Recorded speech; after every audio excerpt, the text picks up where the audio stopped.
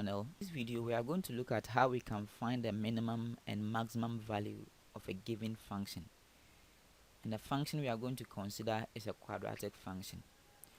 Now there are two methods basically that we can use to find the minimum value and the maximum value of a given function, which is quadratic. Now one of them is by using of calculus, and another one is by the use of method of completing the squares. But in this video we are going to use method of completing the squares to find the minimum and maximum value of a given quadratic function. Now before we proceed, let's look at the nature of quadratic function. Quadratic function is of the form f at x equal to ax squared plus bx plus c. Now we are going to find the minimum and maximum value of a given quadratic function. So at what point in time are we going to have a maximum value, and at what point in time are we going to have a minimum value? Now to do that, just look at the coefficients of x squared. Now if the coefficients of x squared is positive, it means you are going to have a minimum value. So in this case, this value a here is positive, then it means this quadratic function, what is ax squared plus bx plus c, will give us a minimum value.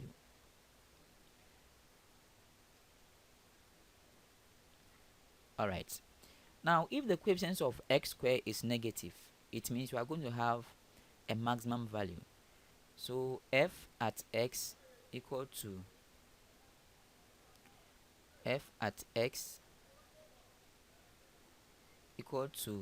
negative ax squared plus bx plus c. Now in this case we can see that the coefficients of x squared is negative, so this is negative. Because the coefficients of x squared is negative, this function will give us a maximum value.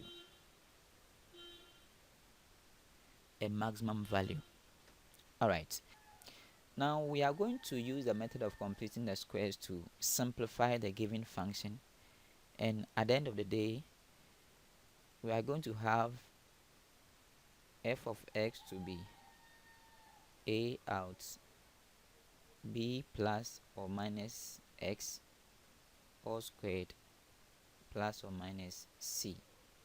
So it is from this expression that we are going to get our maximum value or the minimum value.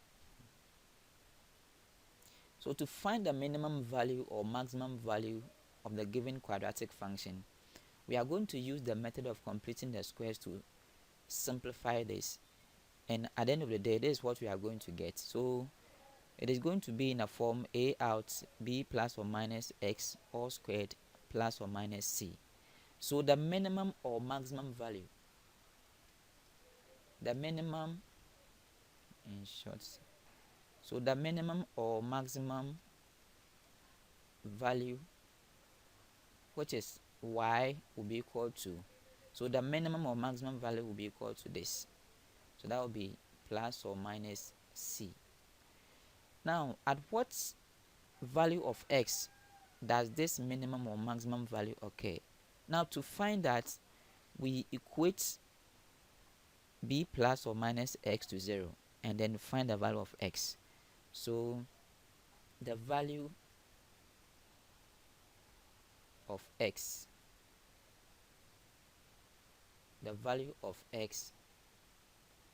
at which the maximum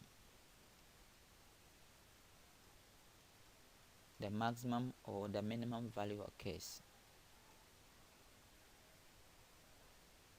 is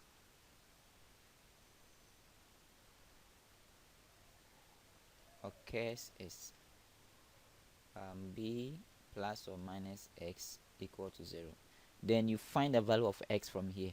So that value is the point at which the minimum value and the maximum value occurs. So let's move on to the next slide, and then look at a problem over there. Now we have a problem here that says that find the minimum value of the function f at x equals to 3x squared minus 2x plus 1 and the value of x at which it occurs. So in this case, you are going to use the method of completing the squares to simplify this function, and then we look at the maximum value or the minimum value and the value of x at which it occurs. So let's try to write or repeat our function 3x squared minus 2x plus 1. Now to use the method of completing the squares, we make sure that the coefficients of x squared is always 1. Now if it is not 1, whatever number there, we factor it out. So we could see that the coefficients of x squared here is 3. So let's factor the 3 out. So we factor it out. Now what happens is that after factoring that value out, we divide the two other terms left by the number we have factored out. So the two terms left is negative 2x and 1. So we are going to divide negative 2x and 1 by the 3 we have factored out. So that is going to be negative 2 over 3x plus 1 over 3. So that is it. Now the next thing to do is that we are going to find the half of the coefficients of x. Okay, so find the half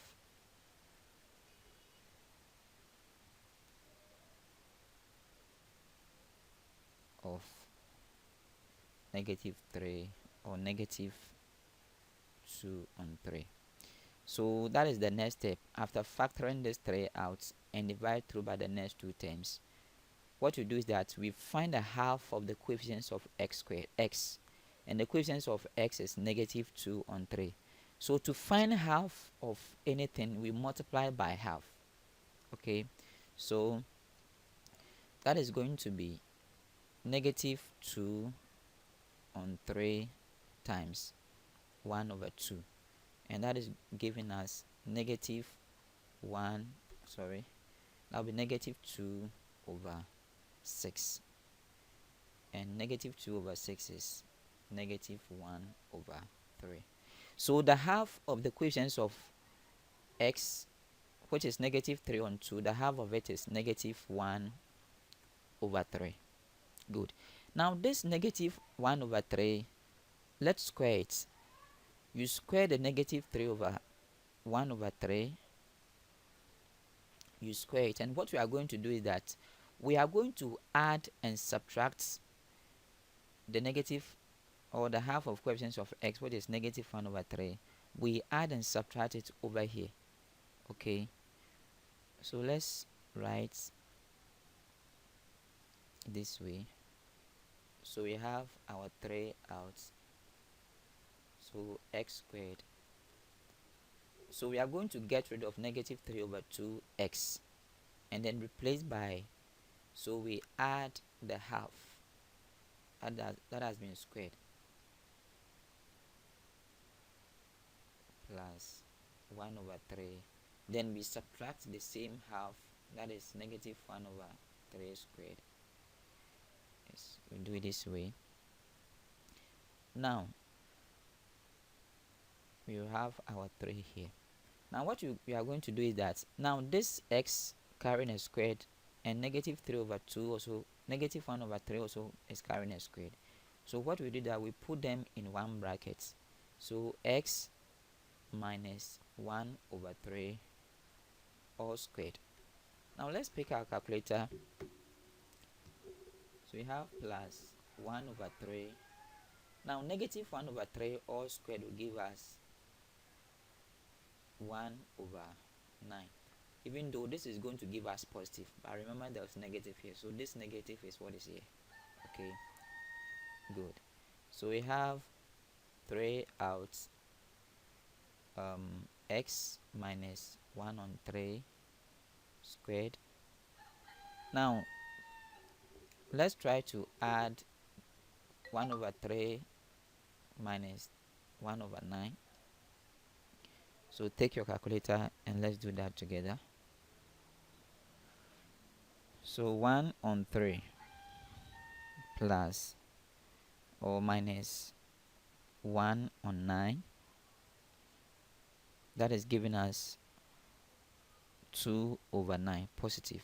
So that is plus 2 over 9. Alright, so what we are going to do is that we are going to multiply those in the bracket by the 3 that we factored out here. So we are going to have 3x minus 1 on 3 all squared. Now 3 times 2 over 9, when you use the calculator you are going to get 2 over 3. 2 over 3. So 3 times 9 over 2 over 9 is giving us 2 over 3. So our minimum value